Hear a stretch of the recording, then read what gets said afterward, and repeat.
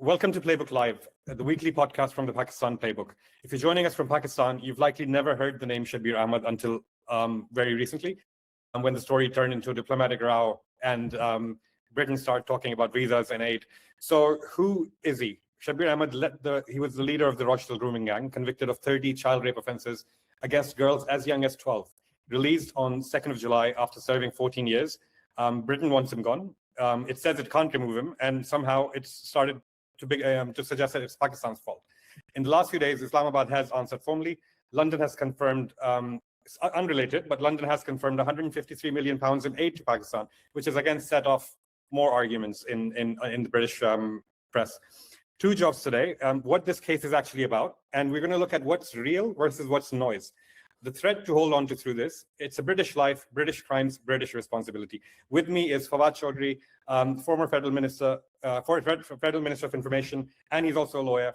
And I've got Aisha Ali Khan, who knows the Westminster machinery from the inside. Aisha works in education. She's an activist for the Labour Party. Let's get into it.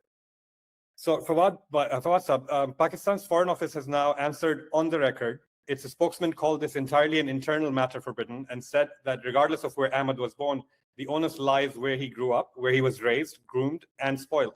Is that a dodge, or is that grounded in something legal? Well, see, I'm very pleased with the Mr. Andarabi statement I heard day before.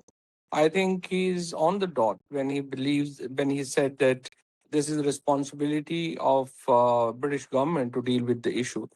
In the broader prospect, the problem is that the British government is still in the colonial mindset. What they do is, for them, all the money, all the looted money from their colonies is good for them, but they hate people, the criminals and the bad guys. They just want to throw them out. This is, nothing new for the British government, because this is the whole colonial legacy that we have, witnessed in the history papers. Now, what they are doing right now, this guy Shabir Ahmed, who has nothing to do with Pakistan, he is living in UK since 1971. I mean, all three of us were not even born in 1971, and he's living there since then.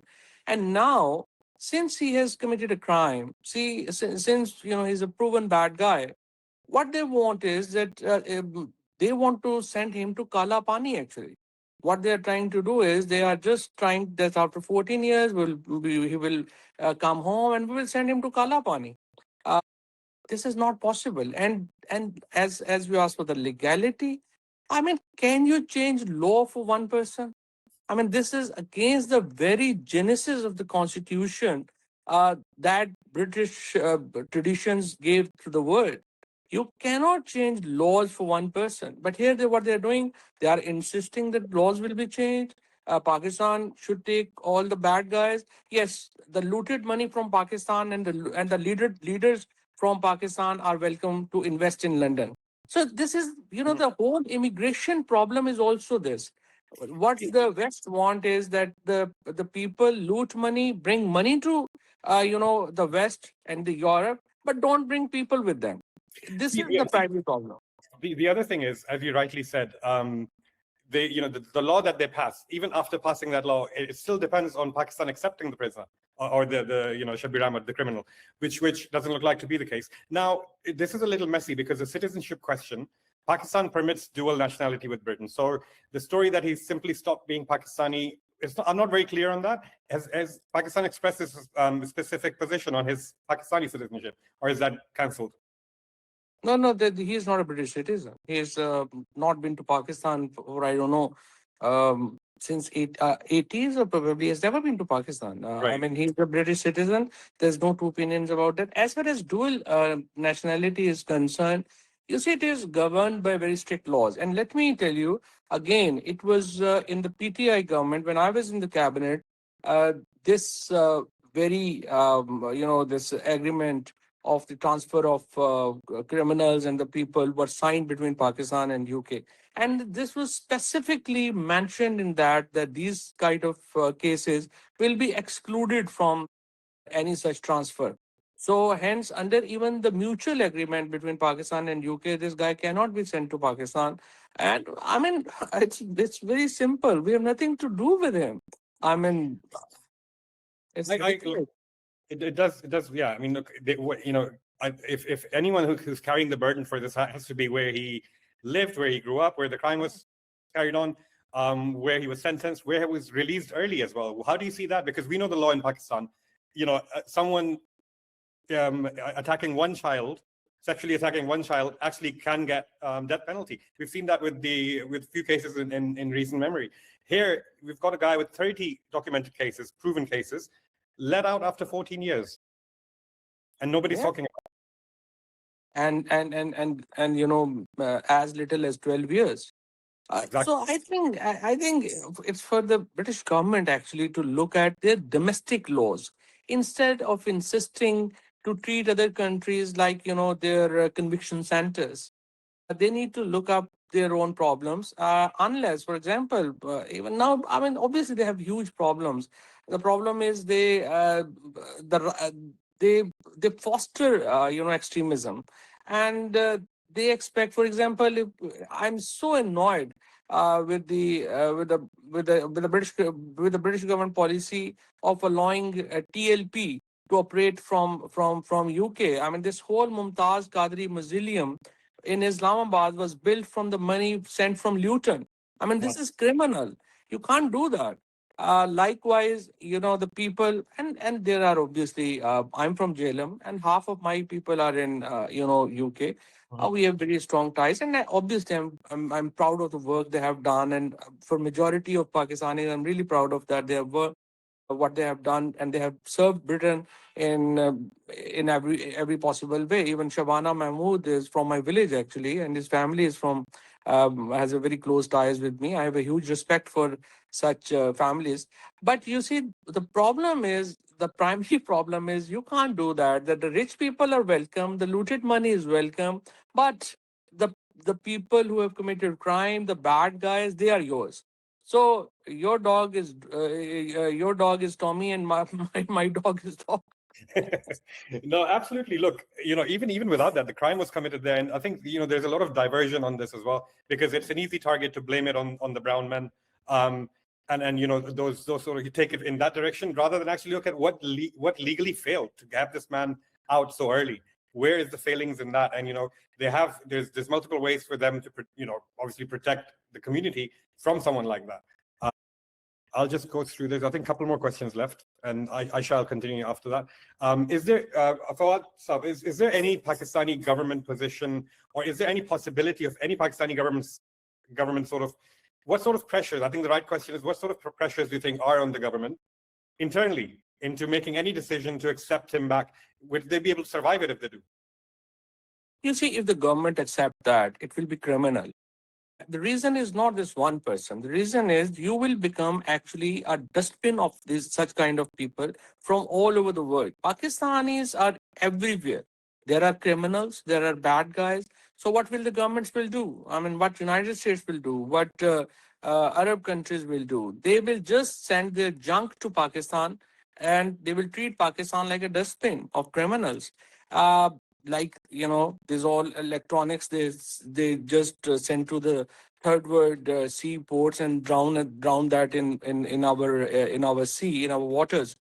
This is a practice that will actually create a huge problems for Pakistan, and we must not accept this on any condition. And we actually, I was reading that Pakistan has put some conditions on that or blah blah. This will be very dangerous. Don't do that. Pakistan cannot accept, period. Excellent. Thank you very much, Fawad Chaudhry, for joining us for this. We will continue monitoring this issue, and we will be reporting back in a few days. Thank you very much for having me. Thank you, Fawad. Cheers. Right. So, Aisha, what is Shabana Mahmood actually proposing, and does it solve the problem, or is it just for the optics? Hi, Dan. So obviously what we're concerned with right now is the proposals that Shabana Mahmood has put forward. Even if they are accepted and even if we can implement a law change to the 1971 Immigration Act, the problem we actually have is that we legally cannot make Shabir Ahmed stateless. And he has claimed through his lawyers who've obviously briefed the British press, that he no longer holds Pakistani citizenship. Now, Pakistan has not confirmed or denied this. And I have a very strong inkling that he actually still does hold Pakistani citizenship, regardless of the fact that he's been to Pakistan recently or hasn't been, we don't know. So that's another matter that's going to come up again and again. But even if the law is changed, even if Shabir Ahmed is put on a flight back to Pakistan, ultimately, if he's not accepted to Pakistan, he's going to be put on another flight back to England and the UK, and that's the issue we have right now. Yeah, I absolutely agree. And if look, he's not, if he can't produce his travel documents that are acceptable to Pakistan, if he had a passport, Pakistan can't deny taking him. I think what we're hearing from the Pakistani side is that he doesn't hold a Pakistani nationality, so it may have been cancelled at some point. But again, we need the clarification. Hopefully, will come out. We need to see it. We need to see. So, Aisha, what is the amendment really for then politically? What does it achieve for them? I think what we're seeing is this diplomatic row that's emerged. Now, this is quite telling for me because we could have had this diplomatic row under the Conservative government. We've only been in power, the Labour Party has only been in power since July 2024. But this matter has been bubbling away in the background for many years, and it just wasn't dealt with. And so now what we're seeing is this idea that Pakistan, there's this spat, people are falling out. And I just want to point out a couple of things. Obviously, you mentioned the aid package that has been approved this week over the next 3 years for Pakistan. I wanted to bring up that I think it's 153 million, yeah. For 3 years, aid package. And the opposition is saying that it should be suspended until Ahmed is taken back. Before we get to whether that would work, where does that money actually go? Do you know what the aid is for? Absolutely. So the aid that is given to Pakistan goes to NGOs, goes to charities, goes to organizations that actually work towards relieving human rights abuses. Some of it will go towards the British Council. Yeah, it's completely ring fenced. It will not go anywhere near the government coffers. This is entirely for organizations, humanitarian organizations on the ground that are working with Pakistanis. There's a lot of education programs. I'm aware of these. I was involved in these programs many years ago. It will go towards medical facilities as well, maybe, vaccination programs. It will also go towards programs, for example, reproductive rights and so on. So these are a lifeline for ordinary Pakistanis. And the idea that we're going to suspend the money and therefore the programs, it will cause real devastation on a humanitarian level for Pakistanis on the ground that have nothing to do with politics. And that for me is really worrying, that we have people like Priti Patel, who is a former leading politician, and she was sacked for meeting Israel's prime ministers and other ministers behind the Boris Johnson's back at the time that was her prime minister. So the idea that we're going to, the calls to suspend this aid package is I think is unacceptable completely. And secondly, there's so many points I've already made, but I do feel that Pakistan, the UK could have used that as a leverage, as a tool to kind of force Pakistan's hand, but again, that aid package had already been in the pipeline for years. As we well know, politics moves glacially slow, and this would have been put together, this package would have been put together by civil servants ages ago, a long time ago, and it was obviously finally approved this week as per the scheduled timing. So the UK have a... Yeah, sorry, I just wanted to link it back to 2017 when Priti Patel was the Department of International Development. Pakistan was the largest single recipient of British aid in the world, £402 million in 2017 alone, which she apparently signed off on. So she's now criticizing a package worth about 1/8 of that. Is no hint of irony that can be sensed from this? Sometimes I do wonder, these politicians, do they even know what the right hand has done, the left hand is doing right now? It's just beggars belief, actually. But I'm really, like I said, surprised that the Conservatives are using this as a political football. Exactly the same. They've done the same thing with the grooming gang question in general. They've basically, as soon as Labour took office in July 2024, we've had an influx of outsiders, people like Elon Musk, who've used this topic to incite people to kind of bring up the failings of the legal system in the UK in terms of defending and protecting young girls from being sexually exploited by men. And again, it just beggars belief, because over the sort of 20 odd years, we've had numerous reports, we've had lots of investigations, and right now there's a recent announcement that we're going to have public inquiries in 4 separate places in the UK, one of whom is my hometown, Keighley. So this all happened over the last 30 to 40 years under numerous different governments, under the Labour government, under the Conservative government, under the Conservative Lib Dem coalition government as well. So nobody could argue that this is just the problem of one government, i.e. Labour. It isn't. It's been happening behind the scenes, and initially it was covered up. Now, I just wanted to bring something else in, Dan, about Shabir Ahmed. The trial 14 years ago in 2012 was a landmark case. This is something that had been, nearly 20 years, the criminality, the behaviour that basically was presented in court had taken place over nearly 20 years. And in that time, victims had come forward, they'd complained about what had been happening to them, not just in Rochdale, but across the UK. And these victims were ignored. They were ignored by the police, they were ignored by social services, they were ignored by teachers, by caseworkers, and so on. And even when these girls were brave enough to actually come forward and report what happened to them, when the police actually asked the CPS to actually charge these individuals, CPS refused, because they felt that these victims were not reliable, or they just weren't suitable to give evidence in terms of their credibility. They were seen as damaged goods, they were seen as liars, they were seen as, in being involved in criminality themselves. Some were drug addicts, some had ended up prostituting themselves. So the victims were let down repeatedly all the way through. So when this case actually came to trial, I mean, I followed it really well, and I obviously have some insight that some people don't, given the fact that I'm a safeguarding expert and I was involved in some of the sort of safeguarding elements of the case. I do feel that every time we talk about cases like this, we just concentrate so much on the perpetrators. We concentrate on basically the things that actually we shouldn't be, as much as the victims and what they've gone through. And hardly anyone, I've been watching the coverage of this, I've been watching footage, the newspapers, as news commentary, etc.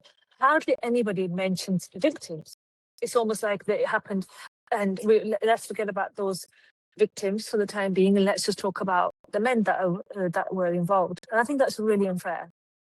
We've seen this, again, it's not a parallel, but it's just reminded me of something.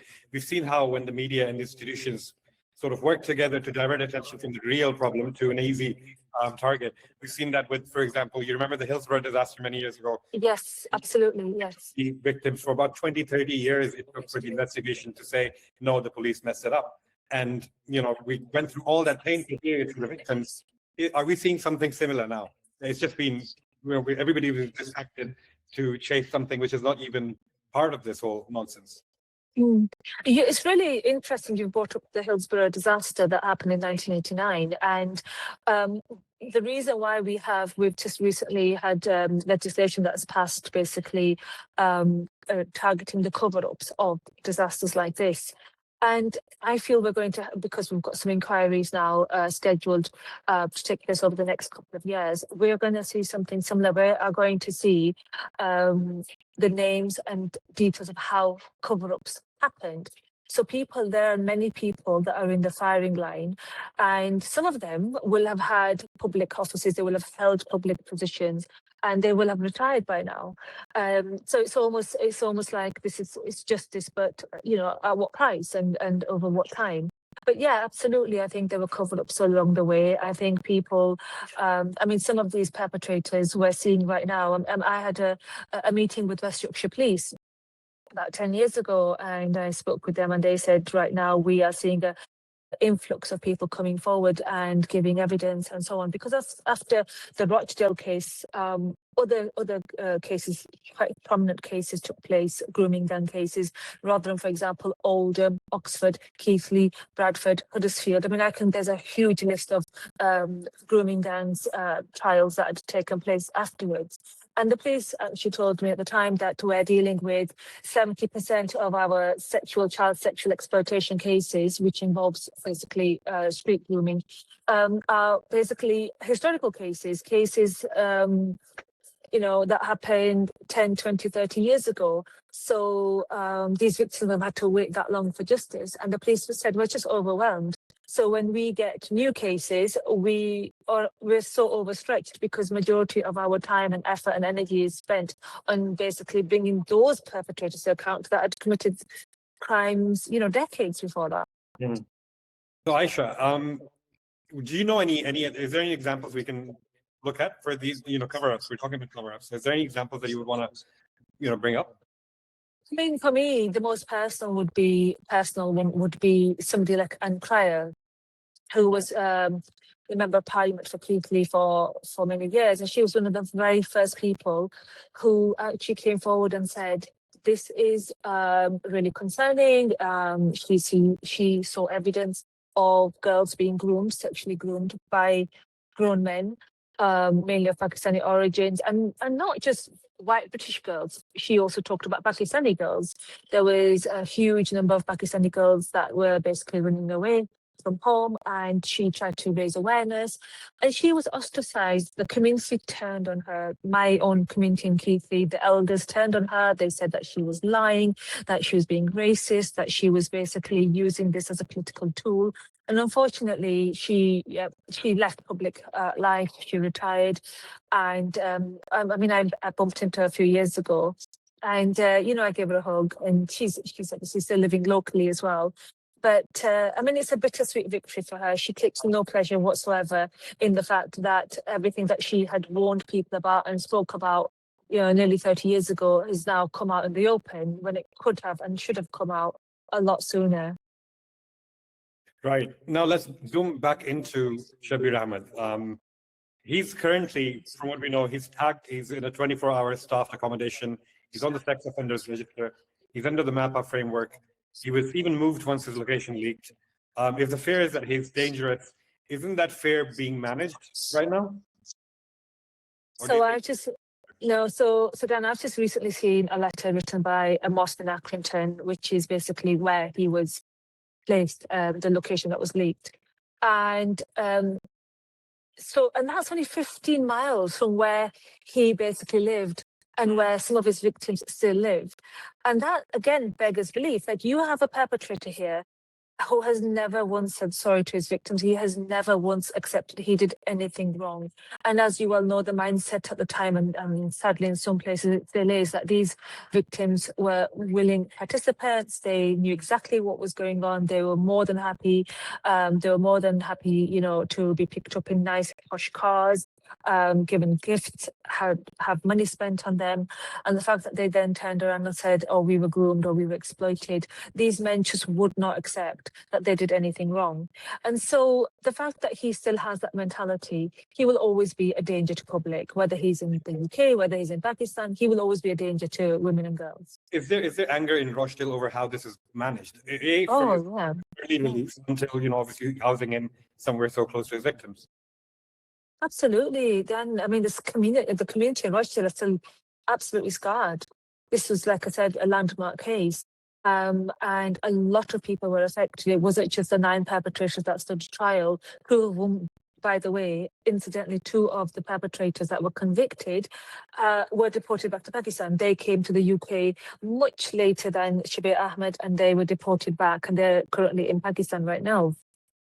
And so, the community, Rochdale will always be synonymous with grooming. And it's a label that the community have really struggled to get rid of. And it's really sad because Rochdale is very similar to Keighley, my hometown, in that it's a northern mill town. Many Pakistanis came to the UK in the 50s and 60s to work in these mills to basically earn and send money back home and create a better life for themselves and their families. And they were talking about really hardworking people. My dad came over, my granddad came over, worked really long hours. And Pakistan was an opportunity that people were absolutely, I mean, they were so grateful for, because they were able to provide for themselves and their extended family. And it changed the sort of layout of areas like Mirpur, for example. Like, I remember my uncle was married in 1992, and there's video footage of his barat going to Mirpur, Dadial, and it was just completely no roads. It was small houses, empty, completely empty. And now, obviously, I went back to Pakistan recent years, and the area is completely transformed. It's a really thriving city with huge houses, beautiful sort of streets, and so on. And so that was the taraqi, or jo kehte hain, the progress is because of Pakistanis coming to the UK. I think there's a lot of anger within the community that the UK gave us this opportunity, helped us change our lives really for the better. And then you have men like Shabir Ahmed who've come to the UK and basically just engaged in this really despicable criminality over a long period of time. And I think there's definitely an element of anger there as well. Okay, thank you. I'm just going to, there's one question that, one thing that Fawad said, which I'm going to link back to you, and I'm going to ask you a follow-up question about the Altaf sensing. So going by what Fawad Sahab was just saying about some possible acceptance, or at least consideration from the Pakistani side for any deal, and I think what that that links back to what we were talking about, linkages, right? We're talking about possibility. Again, it's rumors. It's nothing official, no official statements. There's rumors about if Pakistan were to accept him back, then they're asking in return for two other individuals. I think one of them being Altaf, I know is actually a British citizen. The other one being Adil Raja, who is an ex-soldier. I think there's current case. He's actually lost the defamation case, or something happened recently between him and a TV channel in the UK as well. So do you know what do you think of the possibility of something like this actually happening? Because Al-Tawazin is a British citizen. That's never going to be sent back. Mm-hmm. So it's quite interesting you've brought the political connections between Pakistan and the UK up. I mean, there's obviously so many Pakistanis, we go backwards and forwards. That's our homeland, and so on. But this Altaf Hussain case, let me just kind of refresh some of our viewers' memories. He came to the UK. He was accused of carrying out criminal activities in Pakistan, and he applied for asylum here. And he claimed in his asylum application that if he was sent back to Pakistan to stand trial, he would not get a fair trial. He would be gunned down. There, obviously, we've had a number of very high-profile politicians in Pakistan who basically not faced justice through the courts, but they've been murdered. And he argued successfully that it just would not be fair to his human rights if he was sent back. And on the back of those claims, he was given asylum, and then obviously now he's a British citizen, and he's been in the UK for decades. Now, there's two very glaring differences here. If he was to be sent, Altaf was to be sent back to Pakistan, he would stand trial. The problem we have with this Shabir Ahmed situation is that if he was to go back to Pakistan, if he was deported back to Pakistan, he would essentially be a free man. There would be nothing in place to prevent him from, sexually abusing or raping other women and girls while he's there. Because ultimately, there's no jurisdiction, there's no legality that in Pakistan where he's seen as a criminal. He is a criminal in the British court system, but not in Pakistan. So he would be that. There's a massive safeguarding concern right there. And also, I do feel that the measures that are put in place in the UK, the idea that he's now out on license, so he could be recalled back to prison at any time if he was to commit another crime, or if there were any accusations against him, he would have to go back to prison and serve out the rest of his 8-year sentence on top of the 14 years he's already served, which I think is I mean, I don't understand why he's been released so early. If you were given a 22-year sentence at the time, and you've only done 14 years, again, I just don't understand the thinking behind it, because the same amount of money taxpayers' money is being spent in making sure, you know, he's in a secure unit, he's got people monitoring him at all times, and again, if there is, you know, another allegation made against him, he will go through the system again and end up back inside. And I think it's a travesty that he was even considered for early release, and victims were not even informed. They weren't even consulted. They were told, by the way, he's being released. And I think, again, the British system, it just doesn't actually treat its victims of sexual violence and abuse properly. It does. I think Listen to that. Yeah. I think that's the thread we take from today.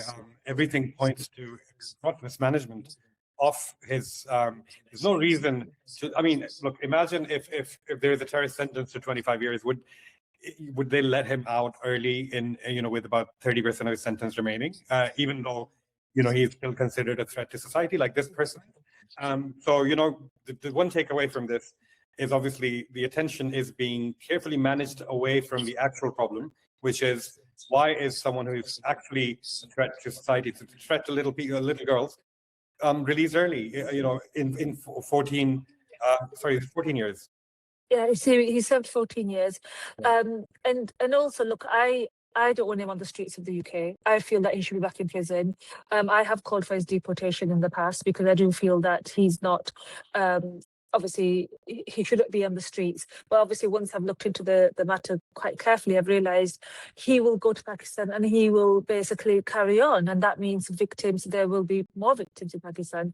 And also, I mean, we've not really talked about this at length, but there are the victims that we know of through the legal system, of course, but there are also victims within the family as well. Because this, I mean, everybody knows criminality, where does it start? It starts in the family home.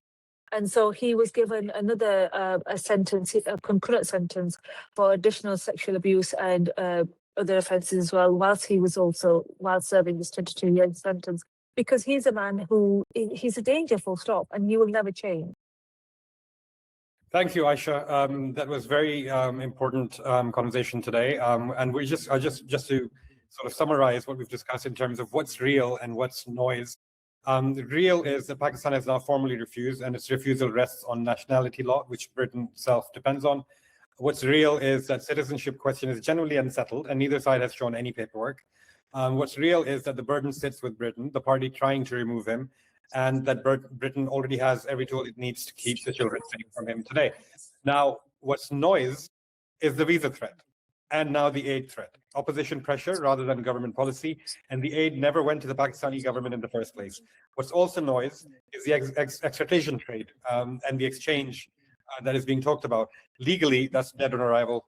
It's never going to happen. It makes good headlines, but it's not something rooted in reality. And the unsaid part is that the decisions that freed him were British, start to finish, and that's where the problem lies. That's the playbook read: British life, British crimes, British decisions, British responsibility. Thanks to Fawad Chaudhry and Aisha Ali Khan for joining us. This has been Playbook Live. See you next week. Thank you.